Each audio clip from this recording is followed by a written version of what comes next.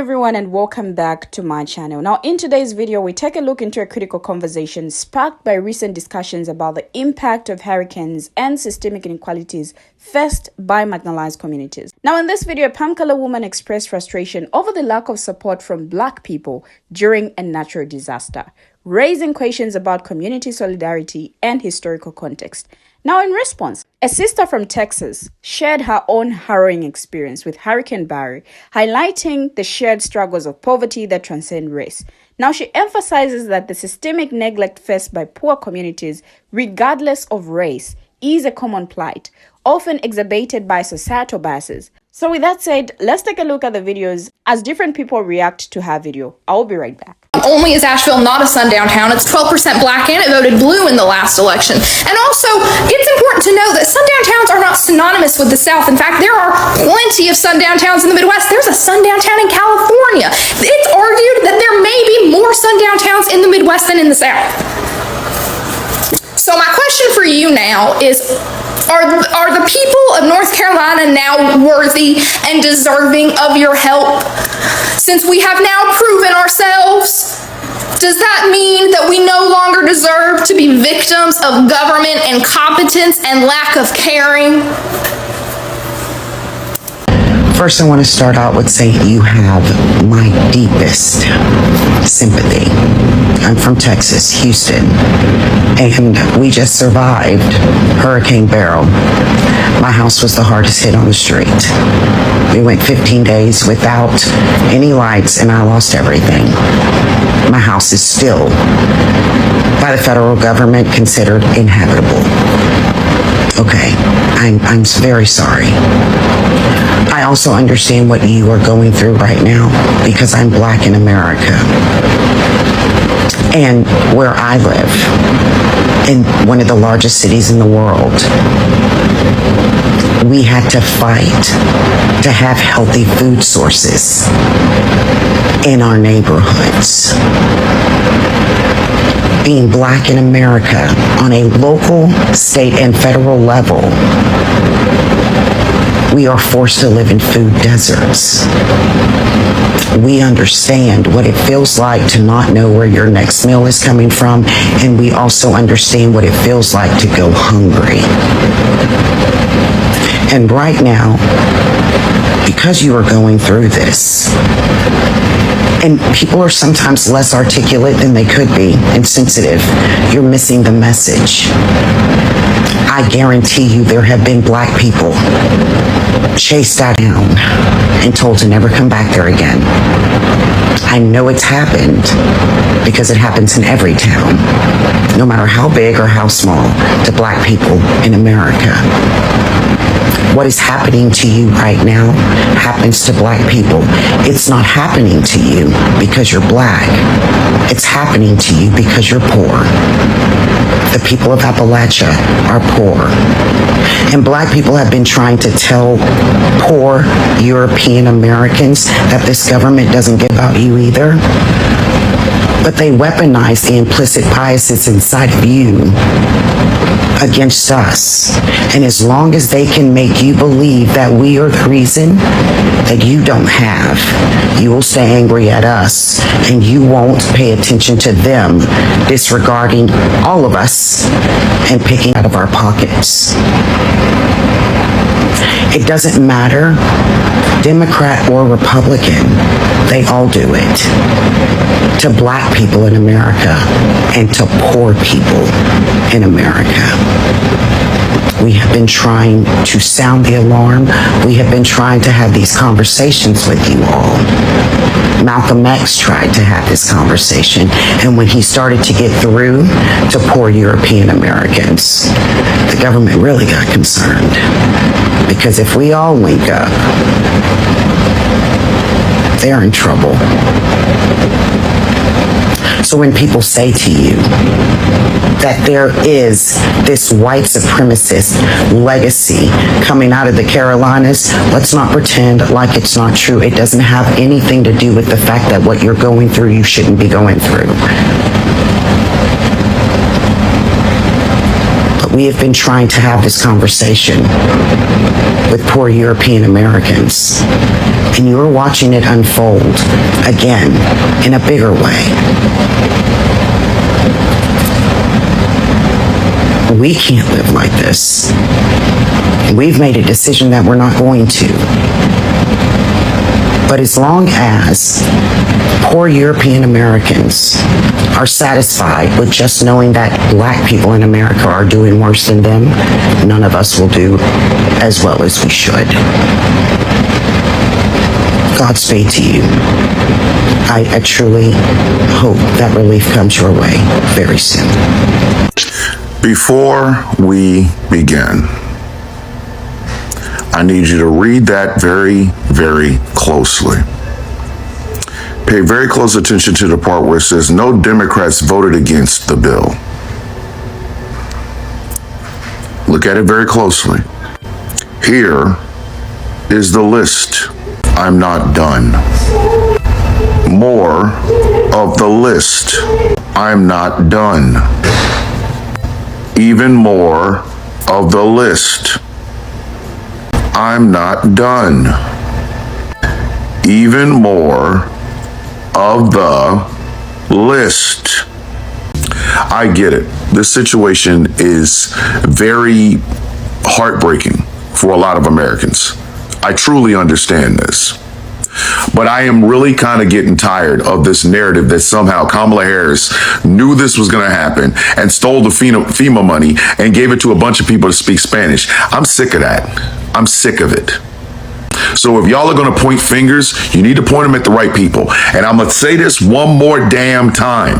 I'm going to say this one more time so that you and everybody in your little comment section can understand this. Y'all voted for these people.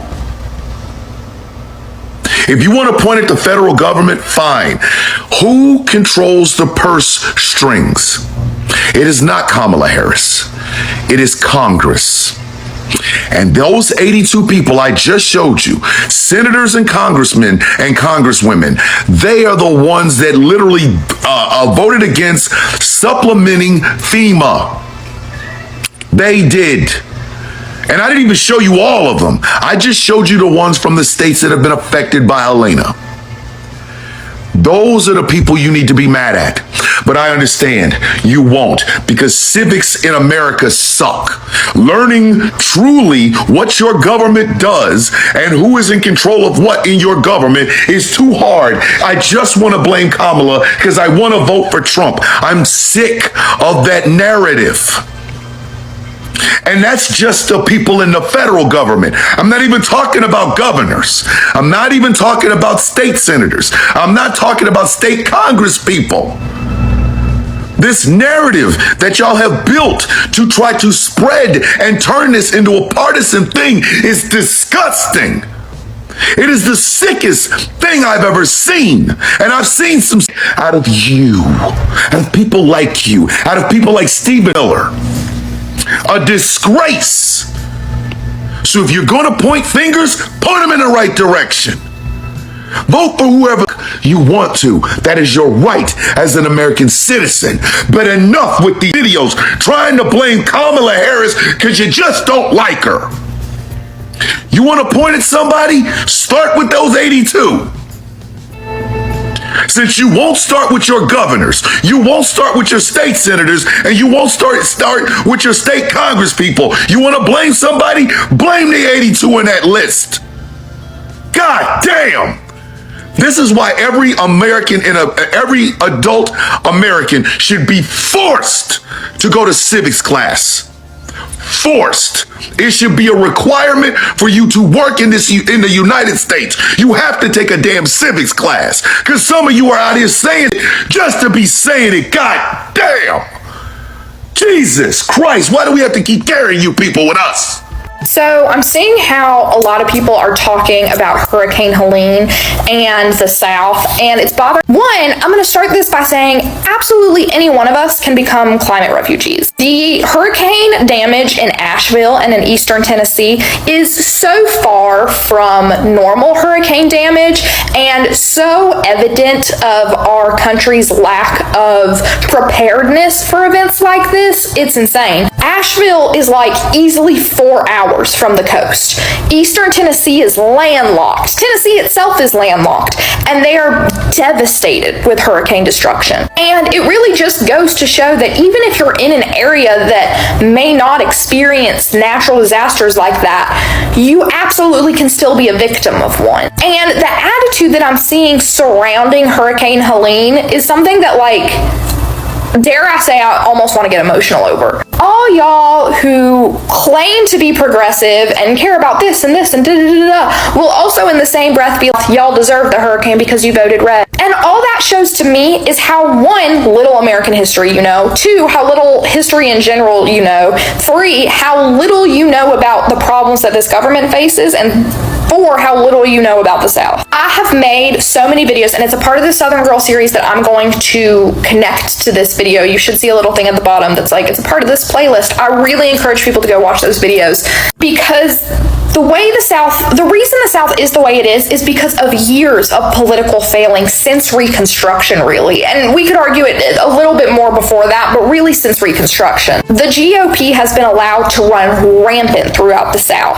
And when we look at issues like gerrymandering and how districts have been drawn and voter suppression and the lack of accessible voting resources, we really can begin to understand why the South is the way it is and why the GOP continues to be in power. And when you understand that the Republican Party keeps the South that way so that they can maintain power, you understand more why these issues keep cropping up. But even without the history and without the governmental interference, I would argue, y'all have this idea of the South that it is all white, Republican, Trump, MAGA, KKK, whatever. And it kind of, to me, shows that y'all don't listen or like talk to anyone who is not you. Anyone who's not in your circle, like, you only listen to things that reaffirm your views. The South is not that. It's not what y'all think it is. And I try to come on here and explain it, and everybody acts like I'm lying. 59% of Black Americans live in the South. So even if we were to have this argument of, oh, does the South deserve it or not, who are the people that you're punishing? 59% of Black Americans? Obviously, the hurricane didn't hit all of the South the same way, and, you know, whatever, but still, acting as if the South deserves any of its natural disasters as a consequence of slavery, all you're doing is agreeing that the Black people there deserve to be punished too. And this is one I know is going to make y'all call me crazy, but when I say I believe everyone deserves access to health care and a home and good schools for their kids and accessible groceries, I do mean everyone. And unfortunately, that also includes Republicans, because I believe that all human beings deserve justice and equality, and if that means that I have to help out some Republicans in the process, yeah, that does. And I think it is really of liberal Democrats to be like, no, you don't deserve our help, because I think that goes against the whole principle of what y'all claim to be for, which is helping everyone.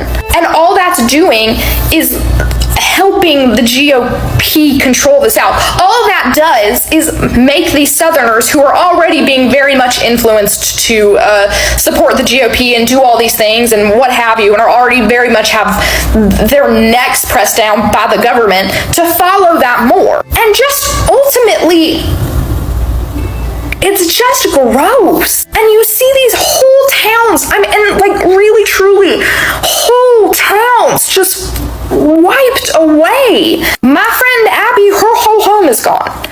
You can donate to her at the link in my bio. I've made plenty of videos about it, and I'm going to continue to make plenty more. Her whole house is gone. She voted blue in every election.